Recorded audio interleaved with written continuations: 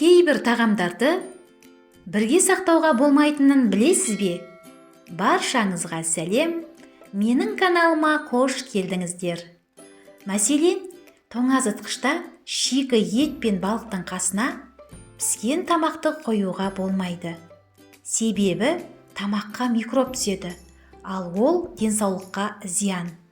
Ал тамақты қалай сақтау керек? Тамақты пластик пленкада сақтамаңыз. Пластиктің құрамындағы формальдегид түрлі ауруларды қоздыруы мүмкін. Тағамдарды сақтауға шыны ыдыстарды таңдаңыз. Шыны ыдыстар экологиялық таза, зиянсыз болады. Пластик қалталардың орнына шүберек қалта тігіп алыңыз.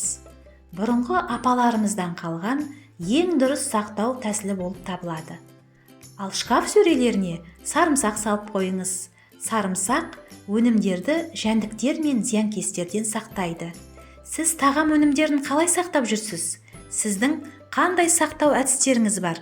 Сол жайында пікір қалдыра кетіңіздер. Және қоңырауды басып кетуді ұмытып кетпеңіздер.